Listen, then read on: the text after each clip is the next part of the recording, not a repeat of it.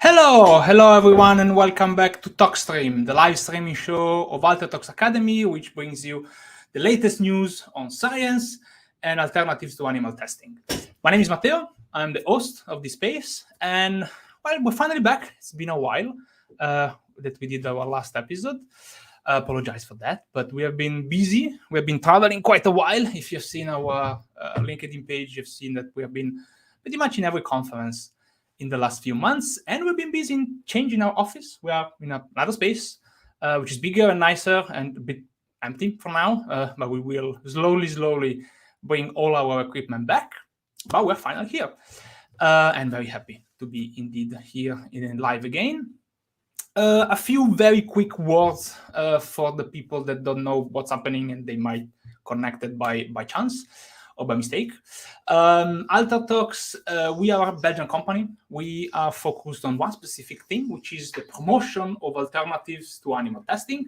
And we do this, maybe I should stay closer to the microphone, and we do this in many different ways. We work with a ZeroPM project who are developing these alternatives, and we do the communication dissemination there. We are also involved with companies who are actually developing their own product, and we try to help and disseminate these alternatives, whether with trainings, conferences, or also with consulting activities. And we even have our educational line of product focused on alternatives to animal testing. For example, the Data Box, which is our board game that we developed specifically to teach to people how these things works. So if anything of the things that I just said catch your interest and you want to know more, you can have a look on our website, altertox.academy.pe, and everything is there. All the information, all the contacts is there. But what about TOXStream? What about what's happening now? What you're looking now? If it's the first time you join us, well, welcome. What we do here, it's always the same thing. We give a voice to experts, people that have something very interesting to say. Focus, of course, on one side on alternative to animal testing, but also on science in general. And that's what we're going to do now. So we're going to have a couple of guests, as usual, and you have the chance to interact with them. You can use the chat, whether you are on YouTube, LinkedIn, on Twitch, doesn't matter.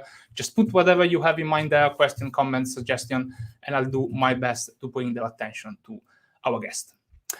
But the topic of today, to finally jump exactly what we're going to do today, is something that is kind of becoming a series in TOXStream, because it's already like the fourth time that we do an episode around this specific aspect, which is or are EU-funded project. And today specifically, we talk about this ZeroPM project, which is called ZeroPM, and I'll try to tell you why it's important that we talk about it and why it's a very cool project on what they're trying to achieve. So ZeroPM is dealing with one of the most interesting and important type of substances that there are right now in the environment, which are the so-called persistent and mobile substances, or forever chemicals. You might have heard them called them that way in normal newspapers because they're a more catchy name. But that capture actually the reason why these substances are important, because they are persistent, meaning that they tend to stay whatever they, when they ended up in the environment, they tend to stay there in the sense that they don't disappear because of their chemical composition and whatnot. And they are mobile in the sense that they can travel and move around very easily, especially when they come into contact with water, which is particularly problematic because it means that they can easily enter in the water that we drink, and therefore in us. And since they are persistent, when they get inside, they kind of stay there. And the type of substance that is persistent and mobile that you might have heard more is probably PFAS, which is just one type of this substance. And it's quite everywhere. So not only these substances are persistent, so they tend to stay in the environment and they move around, but they are also coming from very different places. As you can see from this very simple infographics, to cut a very long story short, PFAS and persistent and mobile substances in general, they can arrive from very different sources to which we are exposed pretty much every single day, from clothing to food to pesticides to cosmetics. So it doesn't really matter. In a way or in another, we are exposed to this sort of substances on a daily basis. And you another way to point this, to drive this point forward is to show you this map that you might be familiar already, because again, this actually is not even a scientific article, but this came out on Le Monde, so it was a more general newspaper, and it was a very nice initiative from different journals a couple of months this year, I think, to try to map the sources of contaminant of PFAS, so either places where PFAS is present in the environment or places where PFAS is produced and used. And as you can see from the map, I don't have to explain that much, it's pretty much everywhere. So it doesn't really matter where you are, there's a good chance that you live quite close by to some sort of source of persistent and mobile substances. And you may be like, well, I don't really care, why should I care? Well, different reasons, but probably the most easy one to answer this question is that there are different issues with these substances because they have been linked to various harmful effects for human health and the environment. And here, again, it's just a very short summary of what might happen, because these PM substances, they seem to be able to have an effect on the immunity system, for example, lowering the efficacy of vaccine, which is unfortunately quite important right now. But it can also have an effect on the development of a reproductive system in kids and even in the fetus.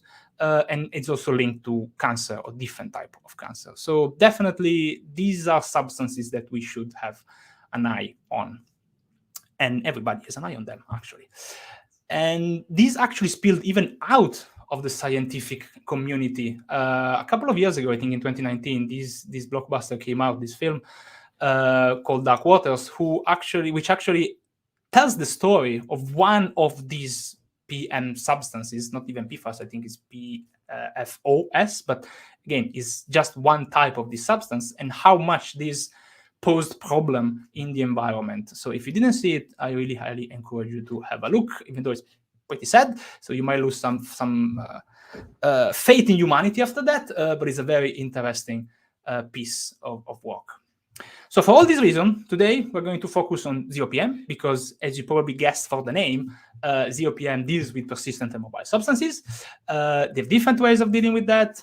As you can see, they want to prevent, prioritize, and remove. We're going to go a little bit in depth and try to understand exactly how and why. And as I said, this is probably the beginning of a series on different videos, because ZeroPM is part of the so-called EU chemical strategy for sustainability and the zero pollution ambition, which means that the European Commission and the European Union is trying to reach a point where there is no pollution anymore in the environment, which is great on paper, very hard to achieve. And ZeroPM is just one piece of the puzzle there. But there are other European projects that are trying to achieve the same thing, and you see a couple of them here on screen. In the next months, we are going to go through them and see how all these together try to reach this objective and why they are important in their own specific way. So that was all that I wanted to say, and is more than enough of time for me to speak. So it's finally time for you to meet our experts.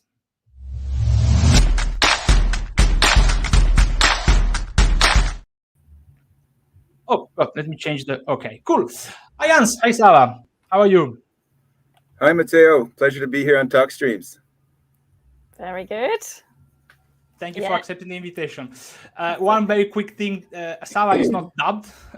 We have a little delay in the audio, but everything is fine apart from that. So sorry about that, but it's going to be fine.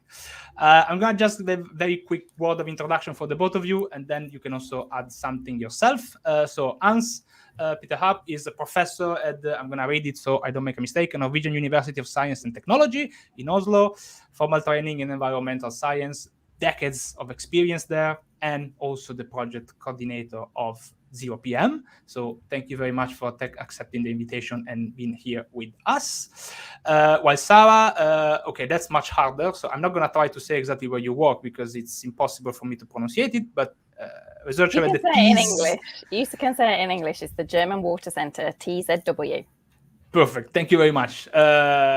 Also environmental research and decades of experience on that. So I think, and also working in ZeroPM and responsible for the communication, and also very expert and important to create the project from the beginning. So it's great that you accepted to be here.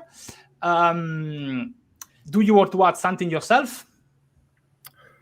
No, I think that sounds good. We can jump right into it if you want. Perfect. Okay, so usually I don't jump straight into the project because it's fine, but I also want to start with some easier question just to break the ice. And I'm also always very interested in knowing how my guest ended up being here, not specifically here in TOXstream, but more like what was your path in life, how you ended up being working so much in environmental science. Was this something that started from when you were a kid, or you ended up here kind of by mistake? So I just want to have a summary of the last 30 years of your life, and then we jump in ZeroPM. I want to point people, but you can also interact with each other if you want. Sarah, let's start with you.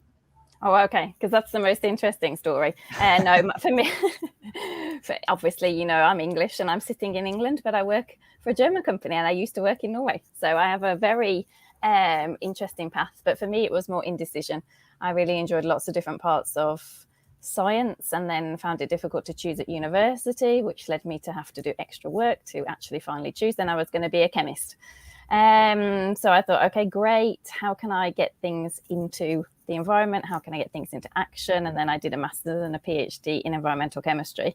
And after that, moved over to Norway. This is where we got ZeroPM funded, which was great. Then I moved back to England. That's where I'm from. I love it. And changed jobs.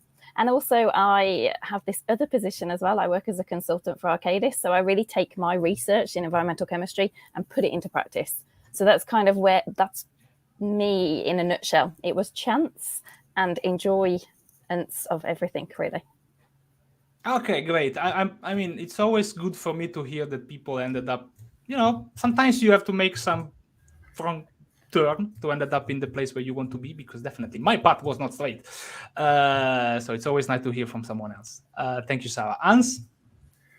Yeah, okay, just a little bit of biography. I'm originally from Canada, from the province of New Brunswick, and I first studied chemistry as a bachelor student. And the reason I got into chemistry was because I was at that age trying to figure out the mysteries of life, the universe, and everything. And when looking at the different options in science and other places, I felt chemistry was in the middle of physics and biology. It was sometimes referred to as essential science, and I really enjoyed it, and I specialized in physical chemistry. But after I got the degree and, you know, the people from the companies were recruiting, I realized I didn't want to do that as a career, to be a chemist at that time. And then I actually didn't know what to do. So I switched to literature. I started backpacking. I had no idea what I wanted to do with my life. But then I ended up on the idea of environmental science because I was also interested in the environment. And then I studied environmental science in Germany at the University of Tübingen. And then I found out that there was a sub niche in environmental science called environmental chemistry. And I'm like, whoa, that's where I want to end up. And then so I went to ETH Zurich to do my PhD with one of the fathers, I think, of environmental chemistry, René Schwarzenbach. And then from there went to Norway at the Norwegian Geotechnical Institute and been there since. So I didn't know where I ended up, but it's a fairly linear path, though it was interdisciplinary and transboundary. Oh, wonderful. I mean, I would love to spend half an hour asking you how you ended up from literature to chemistry, but maybe another time. No, that's great. Okay, that was just to frame a little bit your figure and your background here. But indeed, we are here to talk a little bit more about ZeroPM. I tried to give a little bit of an introduction, but of course, you know, I couldn't be exhaustive. And you are the people that know the most about it.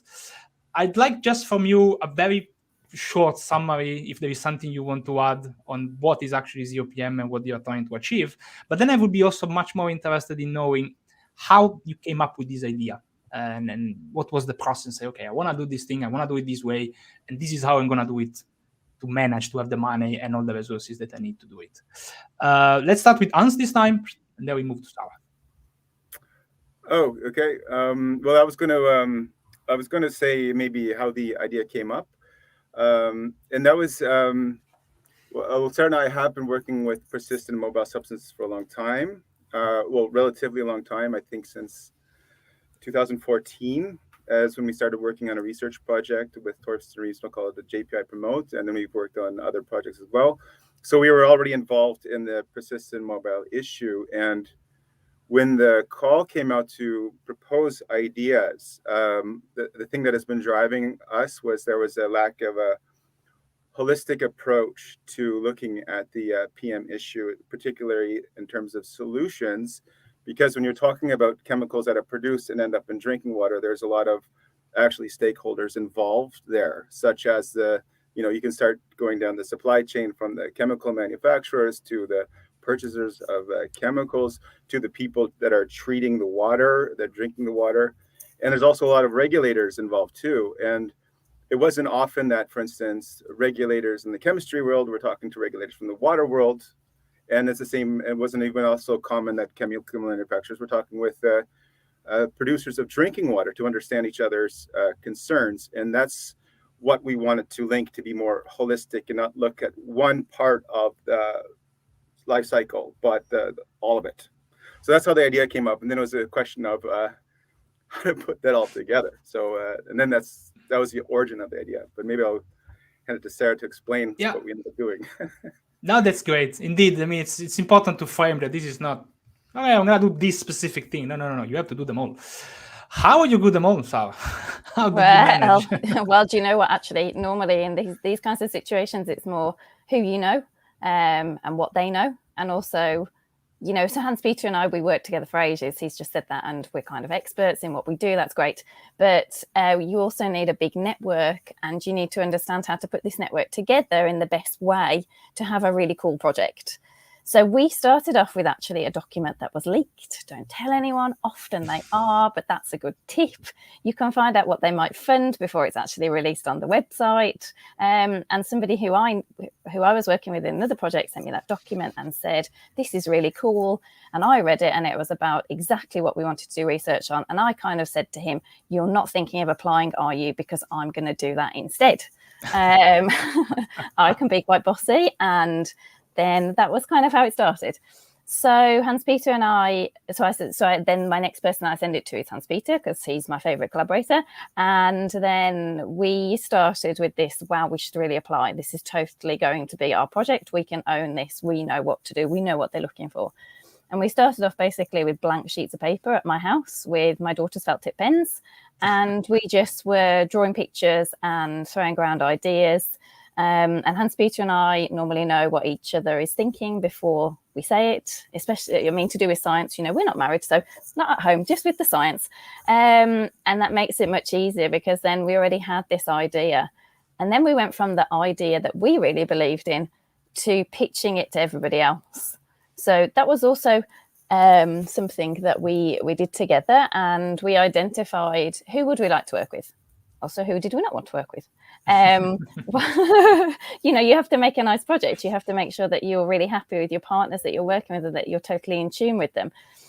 Leading a big research project, it's about the science, but it's also about project management and people management and perception and understanding of how to make them motivated too. So that was really important. So then what did we do, Hans-Peter? We just spoke to everybody, basically. We set up meetings and just chatted to individual partners. I phoned a lot of people and said, we're going to do this idea. Please don't do your own idea. You want to join our idea. Our idea is quite clearly the best because, and some people like that in me, and some people were like, yeah, definitely, I'm totally going to join. That sounds really good. And for some people, it took a little bit more persuasion. But we ended up, Hans-Peter, I think, with everybody that we wanted in our project. Mm-hmm. That's a great story. I think you pointed a few points that it's always important, and it's always what I try to say to the young researchers that I meet around, that the network that they are doing now, the people that are meeting now, might be the people that you have to collaborate 10 years down the line to do an European project. And I think I don't know how many European projects actually have been created on the back of a napkin on a pub at some point 10 years ago. Hans-Peter and I met at CTAC in 2007? Nine. Yeah. And then and that's how it started, really. That really is how it started. That's totally true. It's fascinating. I would love to make just a series about that, but maybe in the future. Okay, no, that's great. Okay, I think I'm ready to learn more about what ZeroPM is actually trying to achieve and how. Usually the way in which I do it is to jump from science to everything else. But I have this impression that ZeroPM is quite policy driven. You really want to make an impact that is beyond the science. So science sometimes is even a means to an end, and here you really want to go beyond. And Hans already said that indeed, we also have to speak with people that are not necessarily just a scientist. So for this time, we're going to switch around and we start with the policy, which means that we're going to have my colleague Leonie starting earlier. So I will disappear for a few minutes and Leonie will take the lead of the episode. So see you in a bit. Altertox presents Databox, the first game about new approach methodologies. You want to be part of the journey towards alternatives to animal research and tests? Change is one game away. Come and embody a scientist on their path to develop a new NAM. Tile by tile, step by step, play your way towards validating your method. Save animals while creating your path.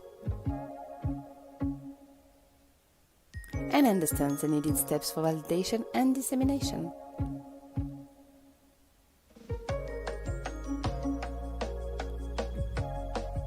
Play, learn, raise awareness, discuss, teach, support. May the fun be with NAMs.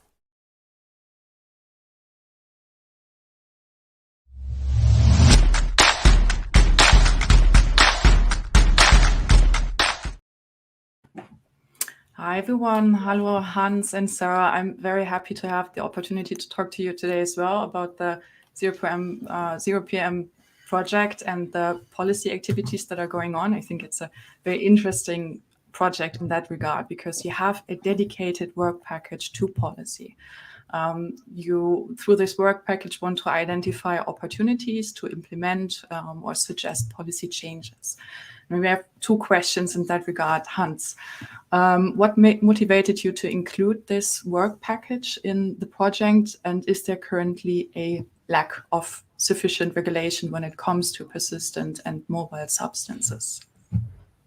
Well, Sarah, would you like to take this question? Or Yeah, we'll keep it as we do, as we planned it. Sorry, Leonie, we had it exactly the opposite way around, so we're going to go with that. I mean, I can say that, like you already said, policy is really, really key. And just so that people are aware, one of the reasons why I think we got the project, sorry, this is a little digression, but one of the reasons why we got the project is because we are so kind of founded on the policy. So we read all the policy documents from back to front, and we, luckily, Hans-Peter and I really enjoy it and we really understand. So we really tried to meet the need of the policymakers. And when we speak to the project officer, that's one of the feedbacks that we get. We're so aligned with what they're trying to achieve at the EU level that they wanted to give us the money because they thought we could, achieve it. So that's like the first thing. And from that, obviously, then we have this policy work package because we see that's really, really, really important. We look at prevention as one of the pillars in ZeroPM, which we'll come back to. But policy is one way to prevent things from being manufactured or used and therefore getting into the environment. So for us, it's a really key preventative action. And when we started the project, we could see that the regulations were kind of not quite there. We were working with UBA before we started ZeroPM because they were the ones who really noted that there was this gap for the mobile substances. They weren't covered under REACH. And so it's a bit, something's not regulated. How is there a control mechanism? There wasn't a control mechanism. So that was one thing that we tried to focus on in the work package. Let's look at what's missing, how we could make it better. Are there some opportunities that could be harnessed? Obviously, we're not the policymakers, so we don't do that. We don't enforce, we don't make policies, but we can advise. So that's why we have the policy work package. And to answer that fact that there was a lack of regulation. Yes, and I think what you touched upon is very interesting here too, which partners you brought into the project and into this specific work package to help you on that. Because I think for many people watching, especially we have a lot of young research watching, it's the policy world is a very broad, fast-moving, very complex issue to try to understand. And I think with what you, if you want to tackle that, it is important to also bring experts on that. So you already mentioned you have the German Environmental Agency on board. are there other partners in this specific work package who help you on that? So we have Milieu, which is a law and policy consulting company, and they have actually written a lot of reports for the European Commission related to scientific frameworks, but also fitness of different policies, need to change policy frameworks. And they incidentally were actually quoted in the text of the call. So the call text comes with this framing, and they referred to a report that Milieu had written. That was also another reason why I contacted somebody at Milieu and said, do you know what? This is in the call text. We would love for you to join. You should definitely join. And they said yes. So we have Milieu and we have UBA. So we feel that we have it covered because we have the policy kind of enforcers, but we also have the policy analysts, which is something different. You know, that's also another world or another section in the policy world. Yeah. No, it's excellent. It really sounds like it's very well set up. So congrats on that. We have a question now to Hans. Sorry for mixing that up earlier. Okay. I assume that most of researchers will agree that it's very important that policy and policy changes are rooted in good science and the latest scientific knowledge. So as a researcher working on the production side of the knowledge, in your opinion, how important is it to communicate this knowledge directly to policymakers?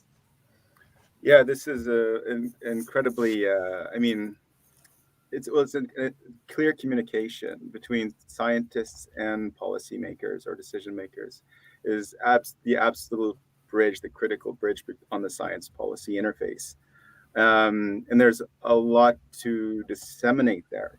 And just to complement some of the things that Sarah said earlier, I mean, part of the reason we had part of the framing for the policy in the work package was this document that came out while we were writing the proposal, and that was the Chemical Strategy for Sustainability. And this is like, okay, this was the timeline, this was the guideline that the European Commission wanted to develop policy, but they also needed, you know, the science to go hand in hand so that as they go forward, they're going to be forming that policy in the most correct way. And what they see is like they'll have ambitions and they'll have consultations. And when they have consultations, it's important for everybody, all the stakeholders, to contribute. But when it comes to scientific issues, obviously it's essential for the scientists to come forward and share their knowledge, because sometimes, especially when we're talking about these persistent and mobile substances, we're dealing with huge data gaps. Just to give you an example, there's very few substances for which we have high quality environmental persistency data, actually. There's like for instance, some half-life tests you can do, the OECD tests that see the half-life in soil, but we're only talking about a few hundred chemicals. And there's thousands or hundreds of thousands potentially of chemicals on the global market. And how are you going to address that huge data gap? And the only way to really do that is through science. And so we as scientists can talk about this data gap and how we can work together to both address the missing science, but also in a way that matches the policy ambitions. And there's a lot of learning in that as well, because how policymakers think it's very practical and applied, which is not the same way that scientists like to think. Scientists live in a world of a million variables and uncertainty. And so it's a question of how do we funnel scientific knowledge in a way that policymakers can use. And that's also part of the bridge between science and policy. But it's critical. Yeah, I agree. And it's excellent that this is so well integrated into the project that deals with a very important subject. And now when we switch more to the scientific side and the different pillars of the ZeroPM project, I will hand back to my colleague Matteo, because it says right here, I see on the screen, we didn't switch the little label because I'm today in the same office space as Matteo, which usually doesn't happen, but I am Leonie. Thank you for answering my questions. And yeah, I will hand over to Matteo again. Thanks, Leonie. Thank you very much. The beauty of the live.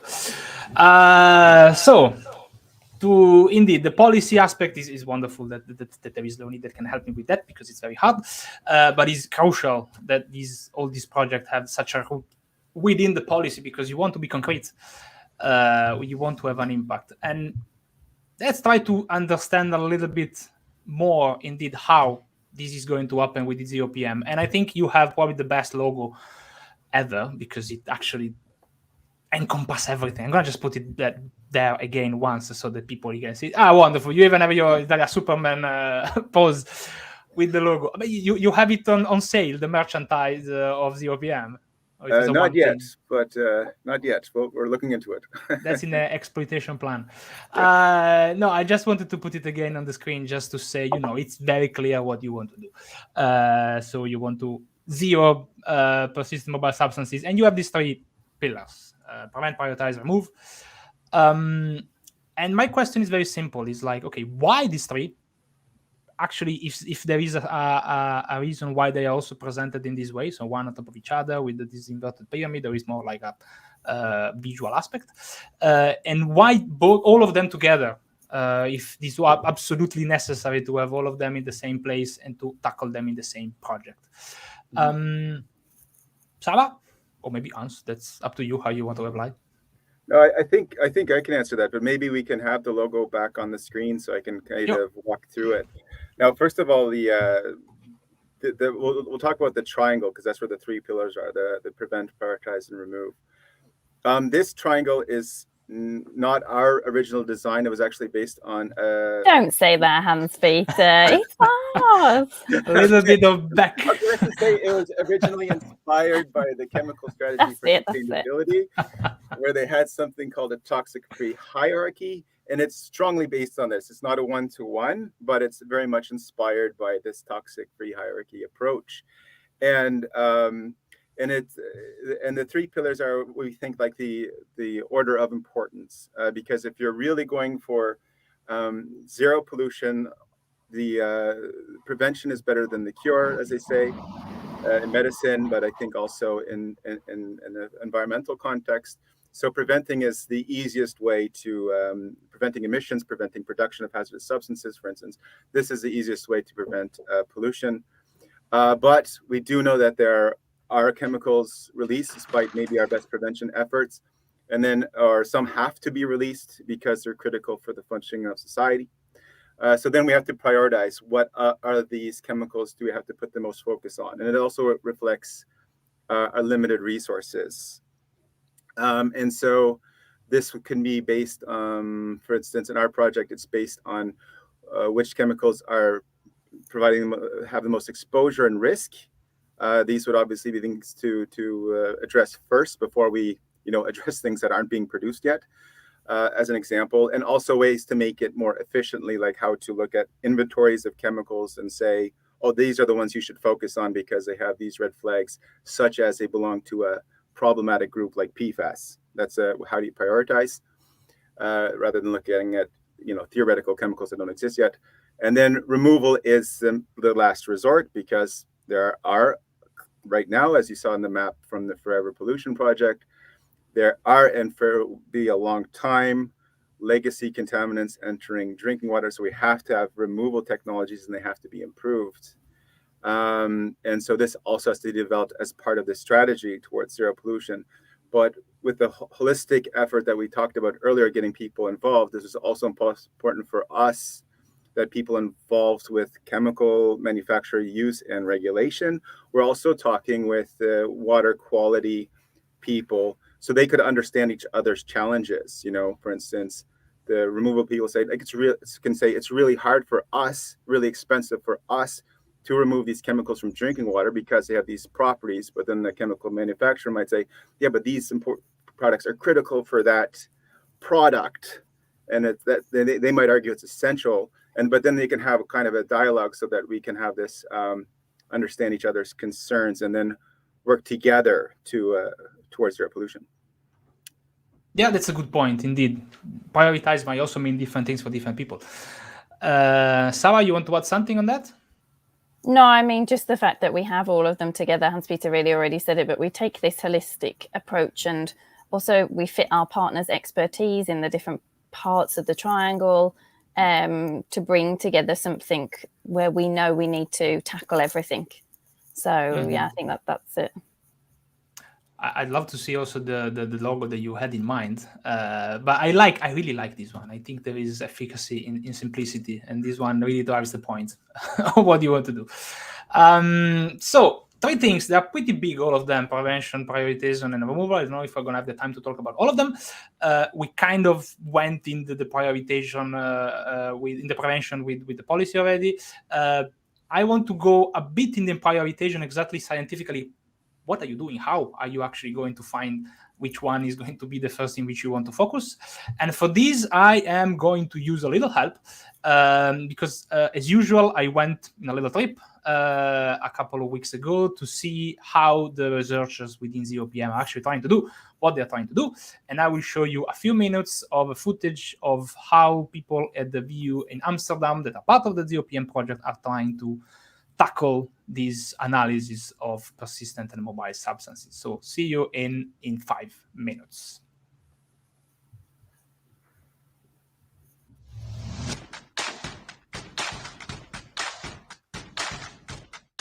Yeah, let's start it now.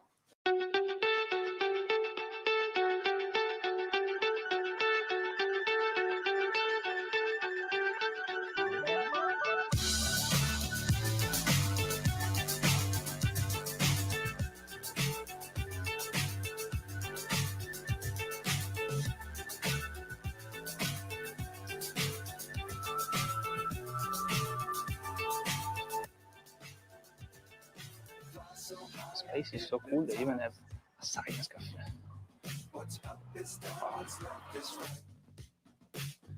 First here we have one cell culturing lab.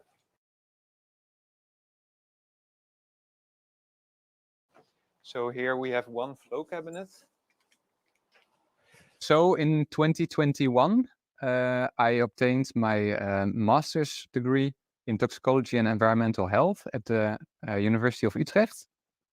And it was during that study that I found out that I wanted to do a PhD. So then just after my graduation, I just applied for a vacancy for the ZeroPM project here at the Vrije Universiteit. And I was accepted. So yeah, 3 months later, I started here. We can go to the next lab, which is the heart of the chemistry lab.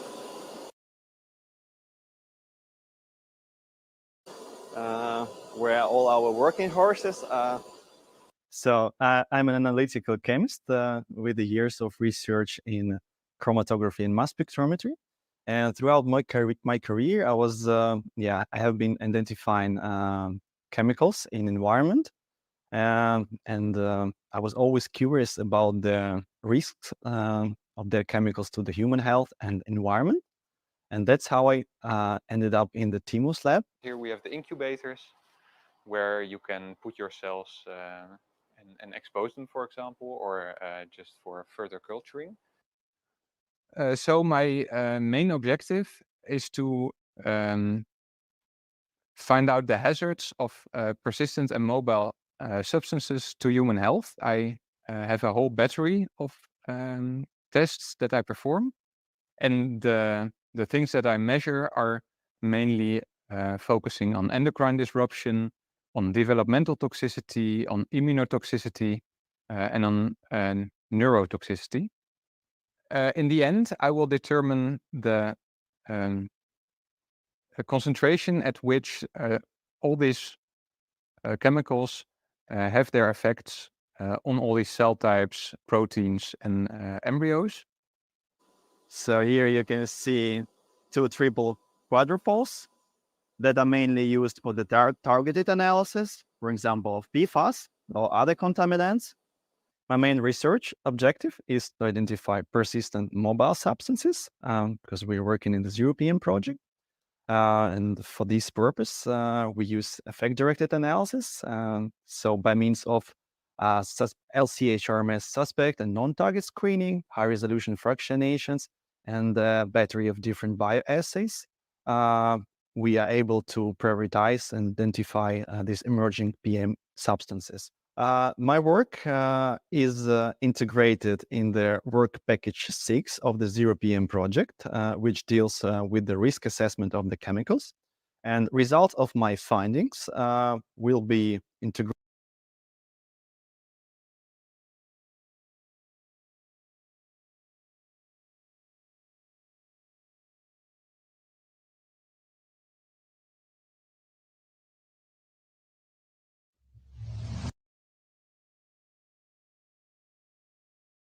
of these chemicals, and colleagues from work package 7 will suggest advanced water treatment methods to mitigate pollution of these important PM substances in sources of our drinking water.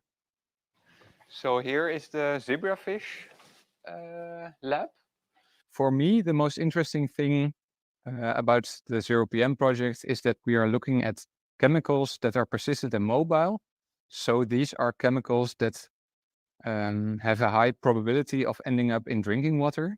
And from a toxicology perspective, it's of course very important because, well, we all humans all drink water. And so if the chemicals are in the drinking water, then we are potentially exposed to relatively high levels of those. So that makes it, of course, very important to know the hazards of those chemicals. And to contribute to that, it's, I think, the nicest thing about ZeroPM projects for me. Okay, and here is another part. It is called FractioMate. The most interesting thing for me to be part of ZeroPM project is an opportunity to contribute to the safer environment and to the reduction of the risk to the public health. And also I find it very nice, and for me to is an opportunity to collaborate with great researchers involved in the ZeroPM project that work in different areas of sciences. And that machine is for them. I don't know what it does, but yeah.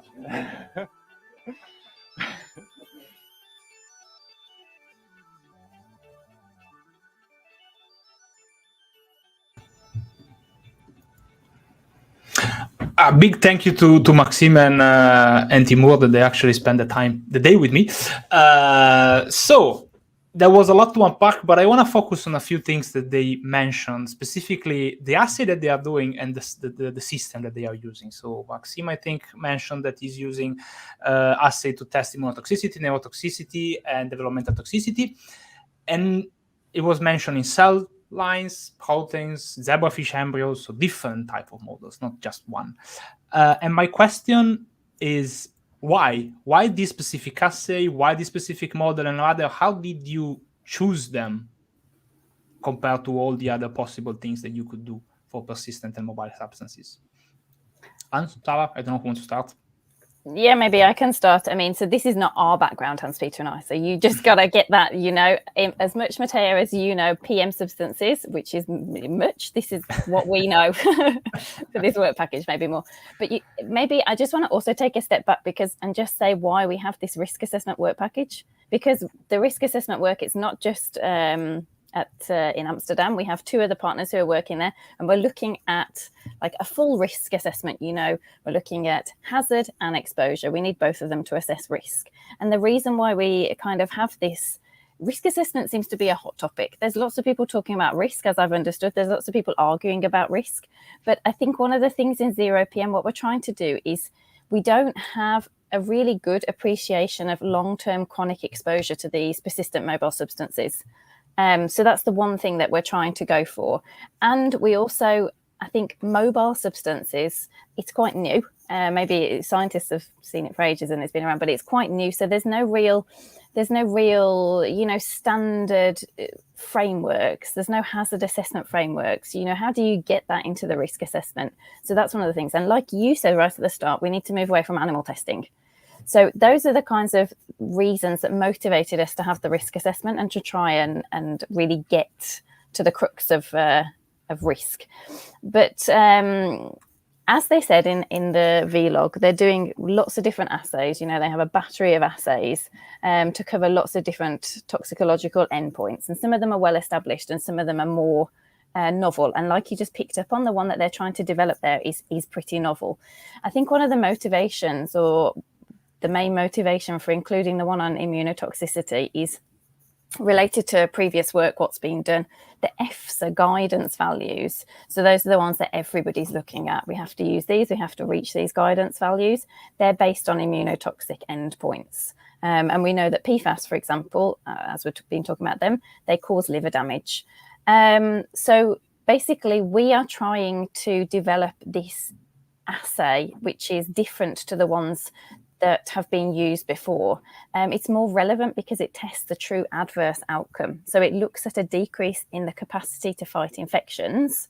And they're testing it with zebrafish. You said they were testing many other things, but they're testing it with zebrafish infected with bacteria. And they're basically comparing if the infection is exacerbated when the embryos are then exposed to these PM substances. So I think what we didn't touch upon at the start was that in ZeroPM, we're looking at PFAS, but we're also looking at two other groups of substances, triazines and triazoles. So we're doing the test on those as well. And what they're doing at the moment, when you were there, they're developing that bioassay. So I hope that was a good answer to the question. Absolutely. Maybe that's also why they were using that machine at the end. But I don't know. I don't know. Maybe it's Timo's, not sure. But it's a fascinating concept. I didn't know indeed that there was this study of bacterial infection in embryos to study the immunological response. That sounds extremely cool and complicated. Do you want to add something else? Well, maybe just something earlier was just maybe more on the exposure aspect as well, because when we first, like before ZeroPM started to have presentations about persistent mobile substances, particularly from the toxicology crowd, we would get questions like, why are you interested in these compounds that have, for instance, rapid excretion rates and they don't bioaccumulate? Some of them might. I mean, there might be some alternative mechanism to lipid binding that causes them to bioaccumulate, but why are you looking at these substances with rapid excretion rates? And the reason is because with some of them we're becoming in equilibrium with our exposure and our exposome. Like, for instance, a community that is drinking tainted drinking water every day for years. I mean, it doesn't matter if they're excreting it also every day, they're still getting it every day. So they're becoming in equilibrium with their drinking water. And that was the reason. And then that they understood it better, why we're looking at these compounds. And then that became also interesting because this was as Sarah said, this long-term chronic exposure mechanism was something that hasn't really been taken into account in risk assessment. And so that was also, I think, a scientific novelty for them to explore as well, in addition to its clear importance for human health and the environment. Yeah, no, that's clear. And I also liked every time that I do these logs to ask the people, what did they like about the project itself? And it's very nice to see that it resonates with them, the fact to work on something that they have an impression that there's a direct impact. So how much this is a real problem. So this is now a drinking water. So we have to find a way to fix it. So I think it's very motivating for them to work for early stage researchers to work in these topics. That's great. I had like 1,000 other questions, but the time is already running out. So I'm going to focus on the one that are really burning for me. And I'm going back again a little bit on the prevention pillar. So joining what Leonie was saying before. So you want to have an impact on the policy aspect, on the decision makers, which is, of course, very important, but you also mentioning that you are trying to bring on board as many stakeholders as possible, so also people from industry, different aspects of the same industry, because as you said before, there may be different stakeholders in different moments of this specific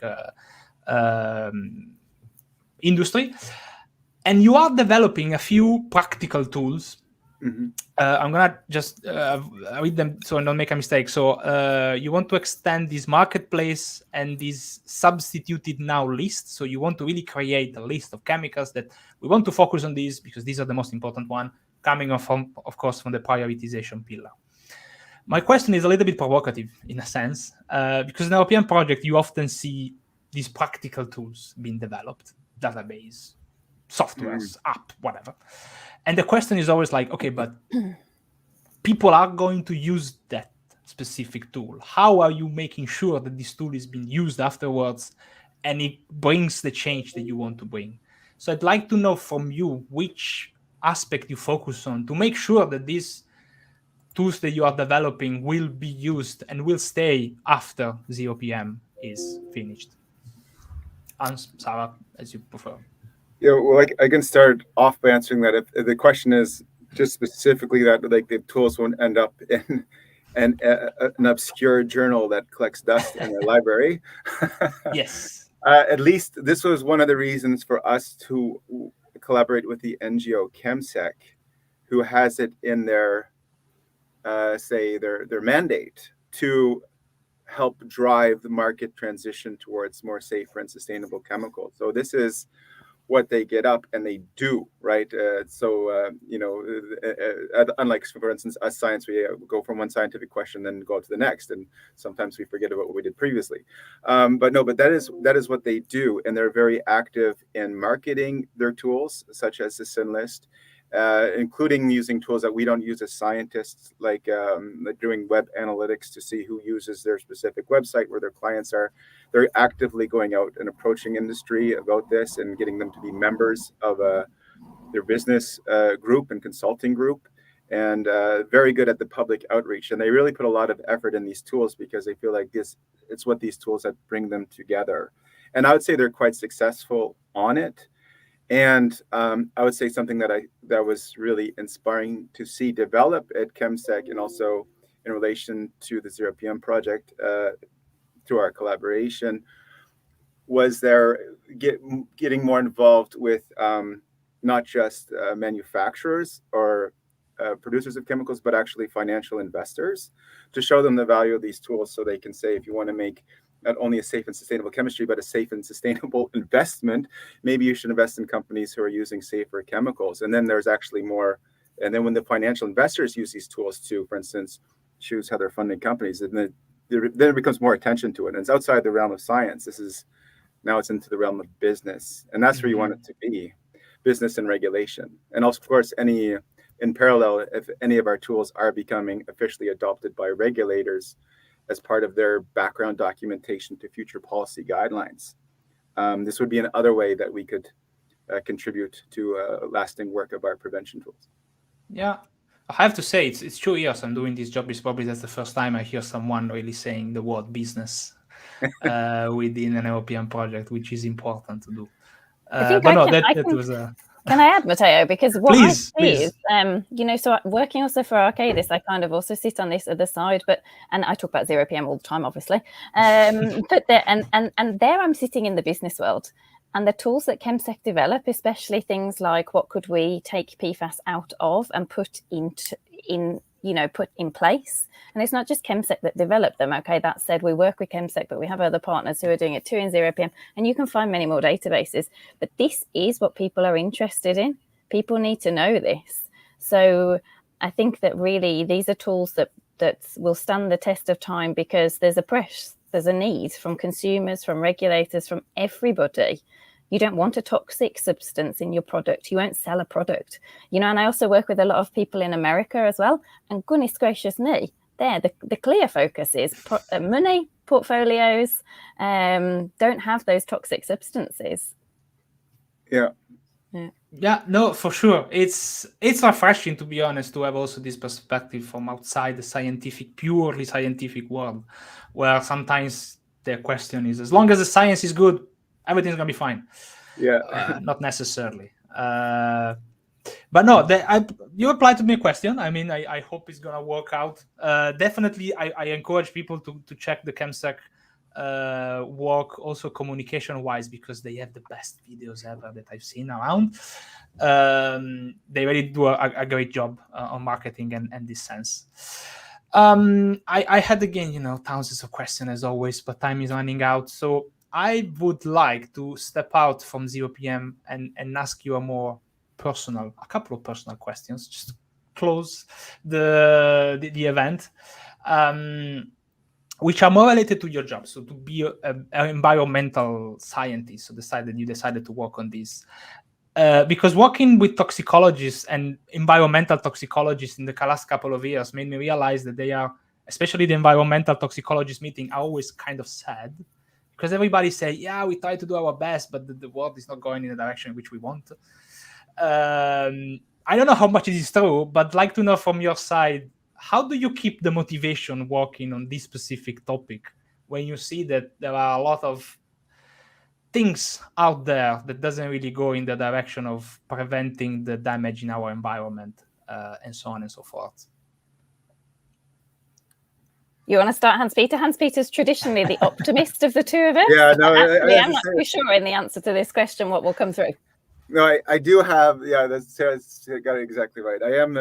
Like at my heart, I am an optimist for the future, even though I can point to many signs that the environment is heading towards some type of irreversible state that will not be the same as it was even in our grandfather's time. And I often say, I do know that the state of the environment by the time our grandchildren are old are not going to be the same as it was when our grandfathers were young. In any case, that those worlds are two different worlds. I know that, but I am optimistic that the trajectory can slowly change. And I do have as kind of a life goal that my job will, as an environmental chemist, will become redundant because we figured how to use chemicals sustainably and to treat them well. I mean, that's like my ultimate career goal, targeting towards a future of zero pollution. So I do think the environment will get worse, but I'm recovering that we can flatten how bad it will get and then slowly recover after that. I see. Maybe we should have the zero environmental scientist ambition for the for the European Commission. Then it's going to be fine. We don't need to study this anymore. It's fine. We fixed it. That would be wonderful. Well, not wonderful because you don't have a job anymore, but wonderful for the environment. Well, there will be better things to do. Yes. Sarah, you want to add something? I mean, I actually kind of don't feel that. I mean, I know that there's problems and there's many environmental problems that we could cite, but just actually speaking to my friends and my family about the work that I do, I noticed that they have a huger appreciation of what's happening. And to me, that's already the first step. So for my dad to be able to say, well, do you know what, actually, should we buy this pan because does it contain PFAS? Could just remind me. I think actually that we've gone quite far because that's one of the first ways to stop. So I'm quite motivated by that. And I talk to my children about things like this and I see that they're interested and that motivates me as well. And I kind of, that's Hans-Peter's ambition. My ambition is to get onto the BBC News to say, you know what, this is ZeroPM and this is what we're doing and this is why you should listen. So let's see. Impact to society, huge motivator. Exactly. It's society that will push for a change. And if society understands and has knowledge, then they're at least able to ask the right questions, which might lead to a more sensible answer. Great. I mean, we're not the BBC, but we were happy to be able to give you. Yeah, this is my first step. This is my first step, Matteo. This is great. Yeah. When you're gonna be on live television, BBC, you can mention that you did the first trial of the TOXstream. That would be. Will do. Yeah. Okay. Well, I had, as usual, I have always so many other questions, but the time is running out. So I think it's the moment where we can cut it. Unless, is there something that you wanted me to ask you that I didn't ask you, or something else you want to say on ZeroPM, on you, on PFAS, on environmental science? How people, for example, can also do something on their own? Maybe up to you. If you have something that you want to leave as a message. Yeah, well, Matteo, maybe you could ask, how could people find out more information about ZeroPM, such as looking at zeropm.eu? Or do we have a Twitter page? Yes, we do. I still call it Twitter, by the way. Do we have a LinkedIn page? Absolutely. And we also are on Mastodon. But please, and YouTube, very active on YouTube. So if you haven't checked this out on YouTube, please do so. We have over 72 videos, and hopefully we'll add this video to our collection. Yes. Yeah, and we'll be hosting some more webinars, and we will have 2 workshops coming up. So those are some ZeroPM events. Yes. Cool. Well, I know you are super busy with all these activities. It's wonderful that honestly you found the time to spend 1 hour for me on this. I think communication is crucial also in this setting, and I was very happy to have you here for 1 hour. So any more information you want to see, you want to know, zeropm.eu is the place to be. That's it. thank you very much for taking the time for staying with me. I hope to see you around again in some conference or whatnot. And otherwise, I wish you good luck with ZeroPM and any other things that you're going to do with your life. Thanks you. So much, Matteo. Thanks, Matteo. See you around. So that was it. Thank you very much for sticking with me till the end of this episode. As I said, this is kind of the first episode of the series where we are going to have a look of other European projects. ZeroPM is just the first one. We're going to see all the other part of this Green Deal cluster, and they are all trying to make the environment a little bit safer from all of us. So just stay tuned on our social media. We will soon publish the other dates of the other project. That was it. I hope you had fun. I hope you learned something. And if you want to know more or you want to reach out for TOXstream or something, you know where to find us, altertox.academy.be. For the rest, see you next time. ZeroPM, Zero Pollution of Persistent and Mobile Substances. This project has received funding from the European Union's Horizon 2020 Research and Innovation Programme under Grant Agreement number 101036756.